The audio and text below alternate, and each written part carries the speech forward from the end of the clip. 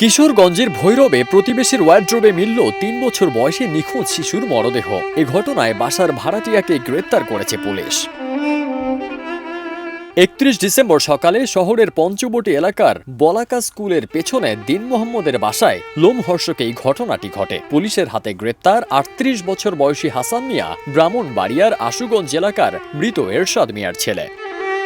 ওয়ালটনের পণ্য কিনে জিতে নিতে পারেন নগদ ২০ লক্ষ টাকা। Double million offer! Walton fridge কিনে পেতে পারেন ২০ লক্ষ টাকা। রয়েছে কোটি কোটি টাকার নিশ্চিত উপহার। নিহত শিশু সাহাল আহমদ উপজেলার কালিকাপ্রসাদ ইউনিয়নের আদর্শপাড়া গ্রামের কাতার প্রবাসী সানাউল্লাহ বাবু ও মোমেনা বেগম দম্পতির শিশুপুত্র। ছেলেকে নিয়ে দিন মোহাম্মদ মিয়ার বাড়িতে ভাড়া থাকতেন মোমেনা। এ ঘটনায় জিজ্ঞাসাবাদের জন্য নিহত শিশুর মাকে আটক করেছে পুলিশ।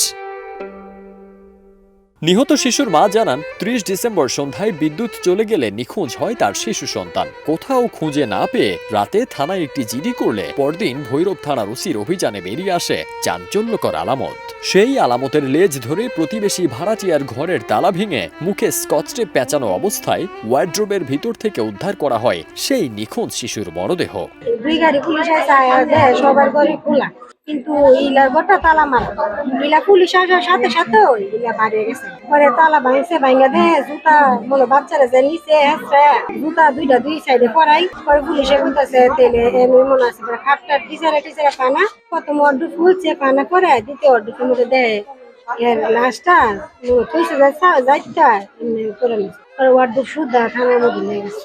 প্রতিবেশীরা জানান, মোমেনার সঙ্গে হাসানের পূর্ব শত্রুতা ছিল। এর আগে অনেকবারই মোমেনাকে হুমকি দিয়েছেন তিনি।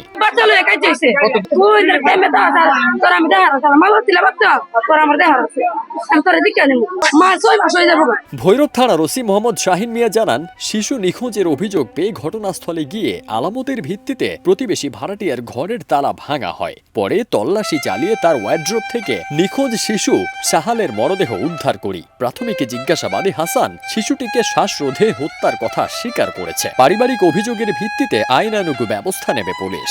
আমরা অনেক খোঁজাখুঁজি এলাকার আশপাশের সাথে কথা বলার পরে যে বিষয়টা আমরা জানতে পারি যে পাশের বাসার হাসান মিয়া পুলিশ যাওয়ার আগে চলে গেছে এখান থেকে, এবং সে বলতেছে যে বাচ্চা হারাইছে, জিডি করে কি লাভ হবে, এবং এগুলা এলাকাবাসীর সাথে কথা বলছে বা আশেপাশের মানুষের সাথে। এর শুধু ধরে তখন তার নাম্বারে ফোন দেওয়া হইলো, তার নাম্বার বন্ধ পাওয়া হলো। বন্ধ পাওয়ার পরে আমি আমার অফিসার যারা আছে সবাইকে বললাম যে তার ঘর সার্চ করা হবে। এই জন্য তার দরজা ভেঙে ভিতরে ঢুকছি, ঢোকার পরে সার্চ করতে করতে এক পর্যায়ে তার ডয়ারের ভিতরে ওই যে বাচ্চা সাহাল আহমেদ ৩ বছরের তার পরনে জুতা পাইছি। জুতাটা পাওয়ার পরে তার মাকে জিজ্ঞাসা করলাম জুতা হাত, সে মায়ে বললো যেটা আমার ছেলে। পরে আর সন্দেহ আরো বেশি বাড়ছে, পরে সব খোঁজাখুঁজি করতে করতে এক পর্যায়ে আমরা তার ওয়ার্ডরোবের উপরের ডয়ারের মধ্যে বাচ্চাটার মৃত অবস্থায় ডয়ারের ভিতরে আমরা পাইছি। আসলে অ্যারেস্ট করছি এবং সে আমাদের কাছে স্বীকার করছে সে তাকে হ্যাঁ যাতে কঠিন বিচার আর কোনোদিন যাতে এরকম ইয়ে থাকলে কোনোদিন যাতে কোনো মেয়েরা ফাঁসি, মৃত্যুর বদলে মৃত্যু। বাচ্চারা যেহেতু মারছে হ্যাঁ এত করে হ্যাঁ যাতে ফাঁসি।